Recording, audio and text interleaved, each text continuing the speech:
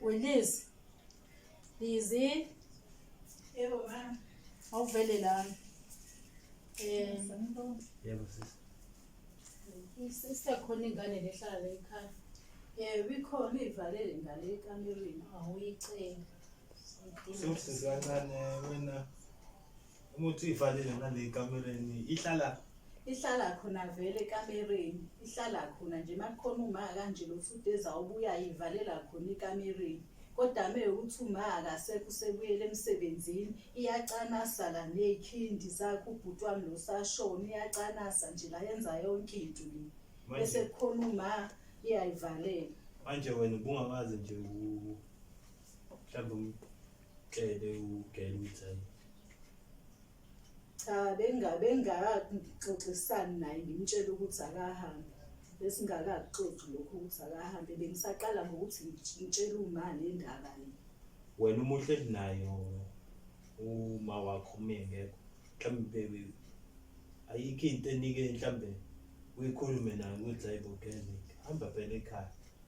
Yathi iyasaba mengathi noma ngathi uyakuba iyasaba ingakho ihlalile ngoba indoda isashona.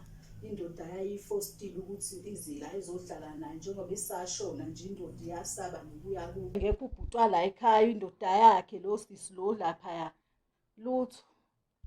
Ngeke uyenze lutho. Bese mhlawumbe besingakwazi ukuthi mhlawumbe noma sicela ukuyibona noma mhlawumbe before sihambe sike sikhulume naye noma mndani sizame nje ukuthi senze iplan ukuthi ayibone yakubo noma makuyukuthi kanjani mhlawumbe inenkinga yokuthi goduke thina singakwazi ukuthi igodukise manje.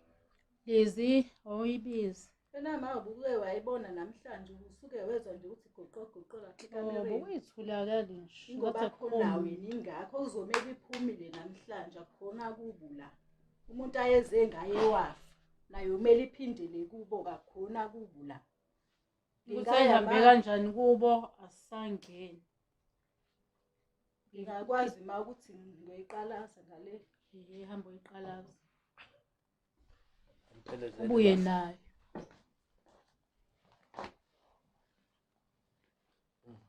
Kodwa ayikho right lento manje ukuthi kuhlala ingane yomuntu emzini Kwayimina nginecala. Kwayimina nje nginecala. abantu indlela abazokubuka ngayo wena. Mina ngikwazi ukufaka ingane la ekhaya encane incuncuncu.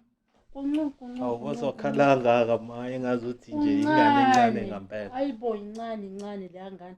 Faye ngabe le ngane iyafunda isikole na ngiyazi nokuthi faye ngabe iyafunda ngiyazi nokuthi ihlaleleni.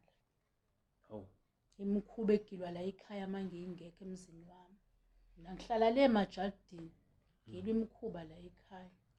Okubike nje ngoba ihlala ekamereni ngabe likhiyiwe koze kwenziwe zonke izinto ekamelweni yonke into ngazuthi mina iboshiwe ngoba umfana la ekhaya washona koze kukhishwe kahle zonke izinto mase kuhlatshwe ukibo. Ngiyaxakeka mangizwa le ndaba. Iyayidanasela ngathi ingane yala ekhaya. Hayi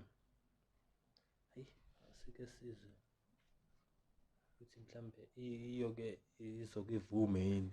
Kodwa noma ingavumi soyithatha inkani sigoduke naye.